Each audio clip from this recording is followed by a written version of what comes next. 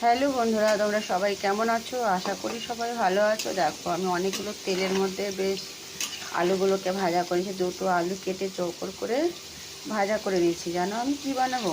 আজকে আমি বানাবো ঘুগনি। সবসময় আমি নিরামিষ ঘুগনি বানাই। তো একদিন আমার মেয়ে বললো যে মা, সবসময় তো নিরামিষ ঘুগনিটা বানাও, একদিন একটু পেঁয়াজ রসুন দিয়ে বানিও। তো ভাবলাম তাহলে আজকেই বানিয়ে নিই। আর আমার ছেলে মেয়ে ভীষণই পছন্দ করে ঘুগনি খেতে। সাথে আমি আর আমার বড় কম নাকি, আমরা চারজনই ভীষণ পছন্দ করি। তো দেখো, আমি আলুগুলোকে এর মধ্যে বেশ লবণ দিয়েছি, দিয়ে ভেজে নিচ্ছি।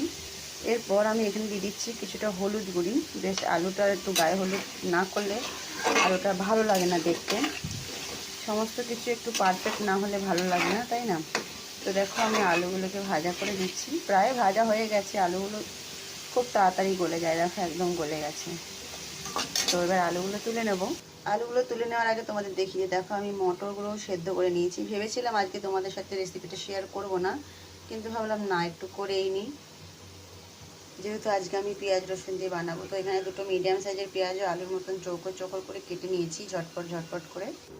আলুগুলোকে তুলে নেওয়ার পর কিছুটা জিরে, দুটো তিনটে তেজপাতা, ছোটো এলাইচি, বড়ো এলাইচি, লং আর গোলমরিচ আর দারচিনি আমি তেলের মধ্যে দিয়ে দিলাম। এই তেলেই রান্না করব, আর তেল দরকার পড়বে না। তো ভাজা করে নিলাম দেখো। এরপর দিয়ে দিচ্ছি কেটে রাখা পেঁয়াজ কুচিগুলো। জানি না আজকে ঘুগনিটা কেমন টেস্ট হবে, কেননা আমি কোনো দিনই এভাবে পেঁয়াজ রসুন দিয়ে বানাইনি। আমি সবসময় নিরামিষ ঘুগনিটা বানিয়েছি, ওপর দিয়ে কাঁচা পেঁয়াজ কাঁচা লঙ্কা কেটে আমরা খাই। কিন্তু আজকে যেহেতু মেয়ের ফরমাইশ, তো দেখলাম একবার বানিয়ে দেখি কেমন লাগে খেতে। তো পেঁয়াজগুলোকে এবার একটু ব্রাউন কালার পর্যন্ত ভেজে নেব।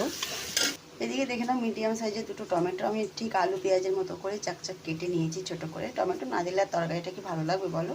একটু টমেটো তো দেওয়া দরকার, তাই দুটো টমেটো নিয়ে নিয়েছি। এবার দেখো, পেঁয়াজটা একটু ব্রাউন ব্রাউন হয়ে গেছে। এবার আমি দিয়ে দিচ্ছি 1 চামচ আদা রসুন বাটা। এটা আমার আগে থেকেই বাটা ছিল, যেহেতু আমি তোমাদের দেখাইনি, তাই আমি স্টোর করে রেখেছিলাম ফ্রিজে, সেখান থেকেই বের করে তোমাদের দিয়ে দিলাম। তো আদা রসুন দেওয়ার পরে একটু ভেজে নিই। রসুনটা তো ভাজা হয়ে গেছে, আর কি দেরি করা যায়। এবার লাল টকটকে টমেটোগুলো ছেড়ে দিচ্ছি। লাল টমেটোগুলো ছেড়ে দেওয়ার পরে পরিমাণ মতো লবণ দিয়ে দিচ্ছি। যেহেতু সেদ্ধ করার সময় আলু ভাজার সময় লবণ দেওয়া হয়েছে, তাই এখানে একটু ভেবে চিন্তেই লবণটাকে ব্যবহার করতে হবে।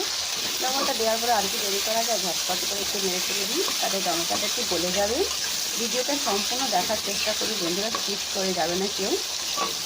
তারপর বেশি দেরি না করে দেখো, ধনের গুঁড়ো, লঙ্কার গুঁড়ো, একটু হলুদের গুঁড়ো দিয়ে বেশ ভালো করে নাড়াচাড়া দিয়ে মশলাটাকে একটু ভেজে নেবো। দেওয়ার সময় তোমাদেরকে আর দেখালাম না। তো দেখো, মশলাটা বেশ ভাজা হয়ে যাচ্ছে। হ্যাঁ বেটা, বেটা দেখো তোমার পছন্দিতা ঘুগনি বানা রি হুঁ। দেখেছো বন্ধুরা, মশলাটা ভাজার দেরি নেই, আমার ছেলের নাকে গন্ধ পৌঁছে গেছে। করতে বসে আমাকে জিজ্ঞাসা করছে যে মাম্মি ক্যা বানা রি হো, খুশবু আচ্ছা আ রে হ্যাঁ। এবার মশলাটা কিন্তু মানে পুরোভাবেই একদম ভাজা ভাজা হয়ে গেছে। তেলটাও দেখো মশলা গায়ের থেকে ছেড়ে দিয়েছে। এইবার আমি সেদ্ধ করা মটরগুলো সব এর মধ্যে দিয়ে দেবো। এবার দিয়ে দিলাম মটরগুলো সব। এবার একটু এতে জল দেবো, যতটুকু ছিল সেদ্ধতে জল আর একটু দিতে হবে, না হলে একদমই গাঢ় হয়ে যাবে। তো জল তো আমি দিয়ে দিয়েছি। এবার মনে হচ্ছে যেন পাতলা জল, কিন্তু না, এটা বসে যাবে, পুরোই সম্পূর্ণ গাঢ় হয়ে যাবে।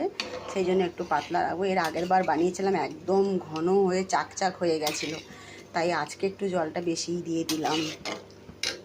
তো এবার দেখো, ঝোলটা বেশ টকবক করে ফুটে উঠেছে। আর দেরি না করে এবার দিয়ে দিচ্ছি ভেজে রাখা আলুগুলো।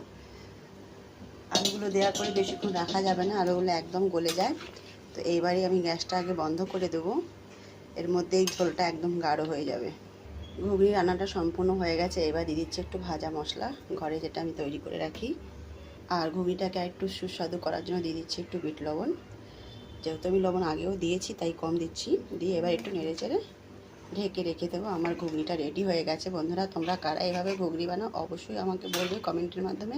আর যখন ঘুগনিটা ঠান্ডা হবে, তখন তোমাদের একটা আমি ছোট্ট রিলস বানিয়ে দেখাবো, যে দেখো এতটা ঝোল রাখার পরে কি করে বসে গেল এই ঘুগনিটা খাওয়ার আগে। তো সবাইকে ধন্যবাদ, সবাই ভালো থেকো, সুস্থ থেকো, আর এইভাবে ভালোবাসা দিয়ে পাশে থাকো। আর একটু লাইক শেয়ার কমেন্ট করতে ভুলো না, ওগুলো যেন অবশ্যই করে দাও। ধন্যবাদ, টাটা, বাই বাই।